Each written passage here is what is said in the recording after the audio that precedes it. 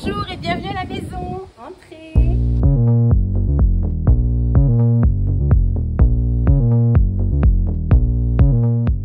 Vous êtes ici chez moi, donc c'est une vieille bastide de 1880 à peu près. C'était des maisons d'armateurs. Vous allez le voir, qui donnent sur la mer, et en fait c'était des riches armateurs qui possédaient ces maisons, qui surveillaient leurs bateaux, et lorsque les bateaux étaient prêts à repartir, ils s'en rendaient compte, ils redescendaient au port. Donc on nous adore parce qu'en fait on a une super vue, une super lumière, et vous allez voir c'est traversant. Donc là vous êtes face à la mer, juste parce qu'il y a des miroirs qui ont été posés aux bons endroits pour renvoyer la vue sur la mer. Donc on arrive dans cette première pièce ici, qui était la salle à manger, que j'ai transformée en fait assez naturellement en bureau. Donc c'est mon bureau ici où je travaille, mais ça a l'air d'être une salle à manger. L'astuce, c'est qu'on a dissimulé dans ces meubles-là tout le rangement, tout notre petit bazar pour pouvoir travailler. Ici en fait avant on avait une porte qui menait à la cuisine, mais comme j'ai déplacé la cuisine, j'ai condamné cette porte, et mon oncle qui est menuisier en fait m'a refait les boiseries pour qu'on puisse avoir vraiment le prolongement de tout le soubassement, qui a été repeint dans une couleur bleu canard de chez Farrow & Ball qui est sublime. Et sur tout le reste des murs, c'est un papier peint panoramique. Et en fait, c'est ce qui se faisait à l'époque. On avait des papiers peints comme ça qui reprenaient ce qu'on avait vu en voyage. Voilà, à l'époque, on utilisait beaucoup de couleurs et on utilisait des papiers peints aussi comme ça se faisait dans les salles à manger. Donc on a tout notre sol d'origine, ce qu'on avait aussi dans l'entrée. Ici, l'entrée, il faut s'imaginer la même, mais avec une électricité toute nulle, et puis avec des radiateurs grille-pain. Donc voilà, nous on a tout refait, l'électricité et la plomberie dans cette maison. Et j'ai fait installer, toujours par mon oncle menuisier, une grande bibliothèque que j'ai dessinée sur mesure, pour vraiment donner le sentiment que les meubles font partie de la maison et qu'ils ont toujours été là. Donc là, on arrive dans le salon qui a son carreau de ciment aussi d'origine. Donc tous les sols, j'ai conservé au maximum ce que j'ai pu. La cheminée est d'origine, malheureusement, elle ne marche plus parce que j'ai voulu la faire ramoner. Il y a des bouts de briques qui nous sont tombés dessus. Le monsieur m'a dit non, il ne faut pas allumer de feu ici. Pareil, comme dans ma salle à manger, j'ai rajouté des éliges juste pour ramener un peu de couleur et puis de ma personnalité, parce que moi j'aime vraiment la matière. Dans cette pièce, alors il faut oser, moi j'ai peint sur les murs, je n'aime pas le blanc, c'est pas du blanc ici, c'est un blanc cassé, et j'ai peint en fait à main levée, vous allez voir un peu partout des formes, parce que je trouve que c'est ce qui amène la vie, enfin voilà, la personnalité de chacun. Alors j'ai même signé, mon mari s'est moqué de moi, mais moi je trouve ça assez drôle, voilà. Et puis, que dire d'autre, un peu comme un mobile de Calder, voilà, on a cette belle suspension, il y a tout qui bouge, la matière, le rotin, le canage, tout évoque un petit peu les maisons d'antan. Là-bas, on va découvrir après, il y a la cuisine, mais déjà, du salon, on a la vieille véranda, et c'est important de noter vieille parce que, on le sent, vous en rendez pas compte, mais il fait très chaud dans cette pièce, mais c'est pas grave, elle est tellement belle avec ses vieux verres. Voilà, donc je repousse le moment de changer les verres le plus loin possible. Il faudra que je fasse un de ces quatre. En tout cas, pour le moment, cette pièce, elle est juste sublime parce qu'elle donne sur la mer et on a vraiment la vue ici qui nous permet d'avoir toute la lumière qui rentre le soir, la chaleur aussi, mais voilà, on a le beau coucher du soleil juste en face. Alors, je vous devance parce que la cuisine, c'est une pièce qui n'existait pas. À partir de là, on était dans une chambre d'amis qui avait été rajoutée dans les années 60 et il y avait la fosse septique sous cette pièce. Donc, aujourd'hui, on est obligé de se relier où tout allait bout. Il a fallu de toute façon tout casser, faire des grosses tranchées, et donc cette pièce, vous allez voir, elle a été transformée. Donc là, la cuisine, tout nouveau, sauf qu'au sol, vous avez des beige mat marocains qui donnent le sentiment d'avoir toujours été là. Sauf qu'en vrai, ils ont été cuits il y a peut-être 2 ans, et que c'est des techniques ancestrales et ça vient du Maroc.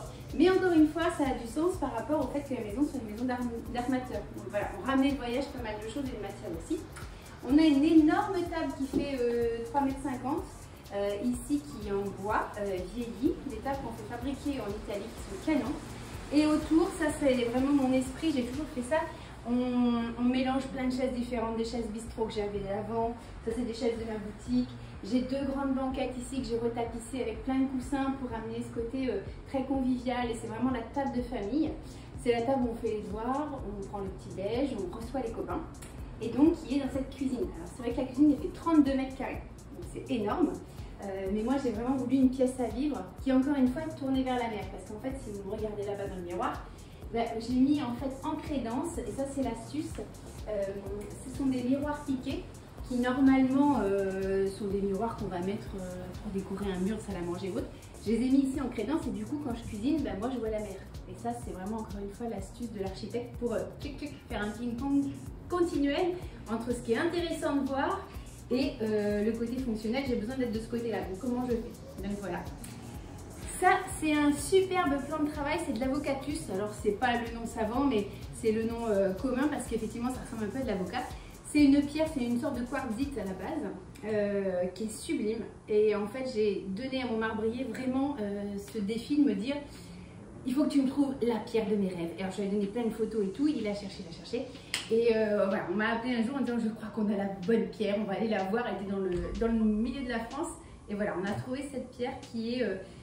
la valeur ajoutée de la cuisine, en fait, que tous les verres se répondent et c'est une très belle matière. Et du coup, comme je voulais vraiment rester dans ces doses de verre et ce côté pétillant qui fait ma personnalité, en fait, j'adore la couleur franche. Ici, j'ai mis donc une cuisine Ikea, très fonctionnelle, très simple, et j'ai fait refaire par mon oncle toutes les portes.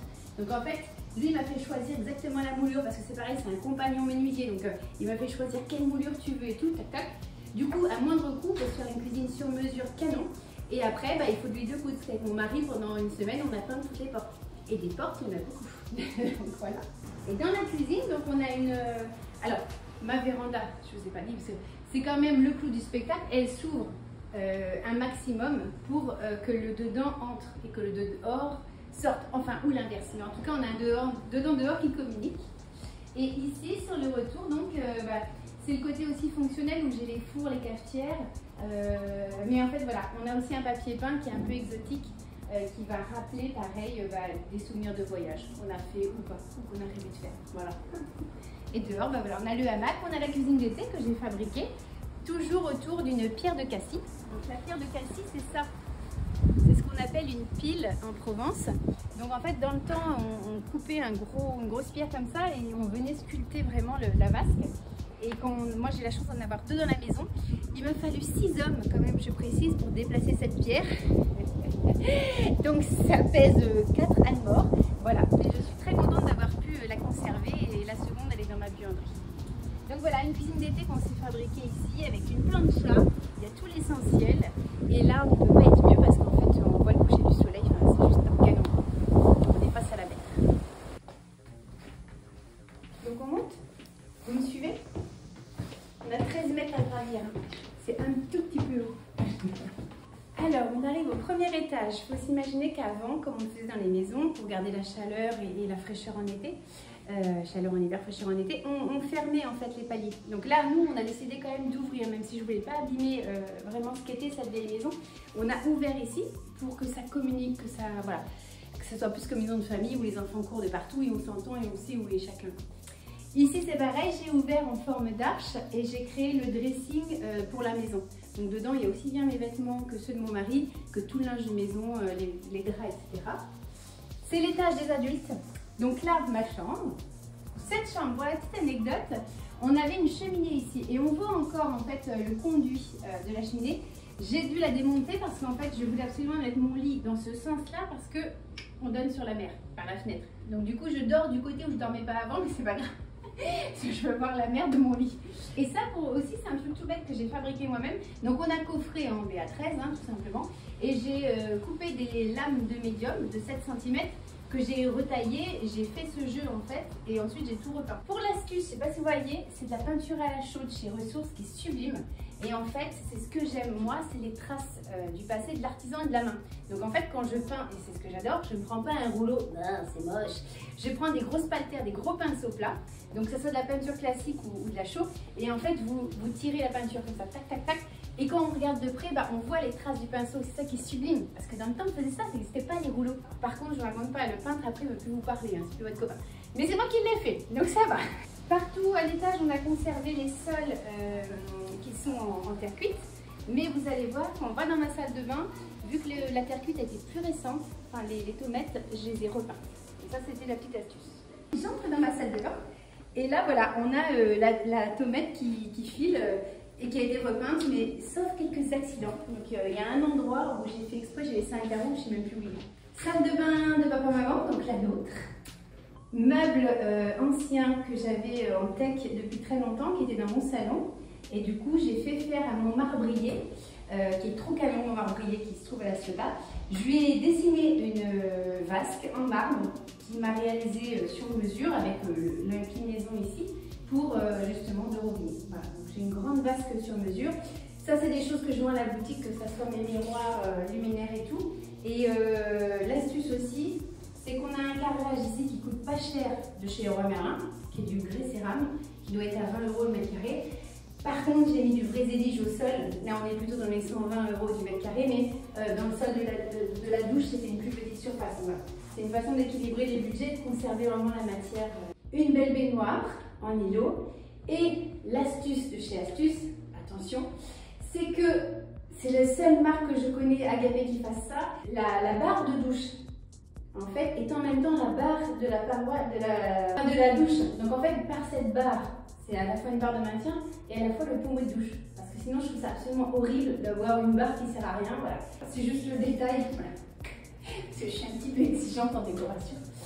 Voilà. Et au mur, comme dans ma chambre, c'est moi qui crée le rythme avec du médium et de la peinture ensuite. Voilà. On monte au second. Et là, c'est l'univers des enfants. Donc, c'est pas toujours bien rangé. Hein. Je ne sais pas ce qu'on va découvrir.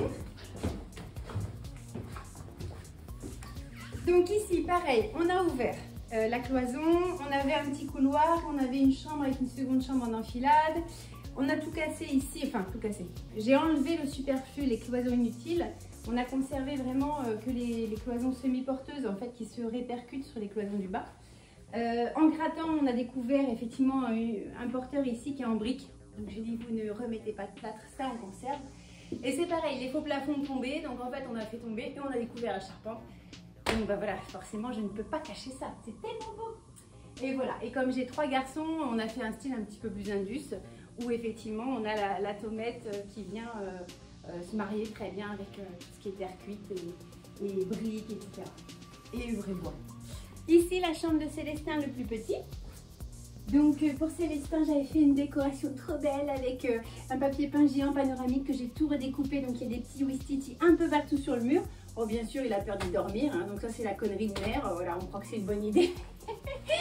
Il a un tout petit peu peur des singes. C'est pareil, j'avais mis voilà, des jolies têtes d'animaux un peu partout, mais des têtes sympas, un lama et tout. Mais il a un peu peur des têtes. Il a rajouté forcément, parce que moi j'interdis à mes enfants de mettre, vous savez, les posters, les décos, sauf qu'au bout d'un moment c'est pas nous qui commandons et ça faut le réaliser. Donc la bonne idée c'est de faire un mur ici en tableau noir, qui est la couleur violette d'ailleurs. C'est un mur pour écrire à la craie, donc rapidement ils s'approprient les lieux, puis ils savent que c'est leur rectangle à eux pour dessiner. Pareil, ils peuvent dessiner, gribouiller et déchirer là-dessus, ça c'est canon. Quand on arrive un peu au bout de son budget, ou en tout cas juste parce que moi j'aime ça, c'est du plancher en sapin, donc il fait 2 cm d'épaisseur, c'est du vrai bois. Ça coûte 12 € le mètre carré, vous le posez et vous le repeignez après. Et c'est canon. Et c'est du vrai bois parce que je ne supporte pas bien sûr le stratifié, ni les vinyles et tout. Donc pour moi, soit c'est du vrai bois à 100%, soit on n'en met pas. Mais là, c'est du vrai bois qui est peint. Donc ça, c'est la bonne idée parce que le bruit, l'odeur du bois, enfin voilà, tout ça, c'est irremplaçable. Et ensuite, on a les 2 chambres, du grand, du moyen et la salle de bain. Je vais vous emmener à la salle de bain parce que c'est une création aussi. Donc pour l'astuce, ça c'était une vieille porte que j'ai retrouvée dans les granges, que j'ai réinstallée là. Ça n'existait pas ce volume, donc nous on a fait une demande en mairie pour avoir une fenêtre de toit. Et j'ai créé cette cloison pour séparer de la chambre du grand. Et ici on a fabriqué une salle d'eau. Donc là c'est pareil, du petit carrelage un peu métro mais dans la verre amande. J'ai créé ça aussi pour toutes mes évacuations, ça fait une marche pour poser les produits. Et là c'est pareil, on a la continuité de leur étage, donc il y a un style un peu industriel entre les miroirs, les luminaires et tout. Et voilà. Et du vrai carrossiement au sol pour avoir vraiment un fil conducteur dans la maison, que de vraie matière. Voilà, c'est très important.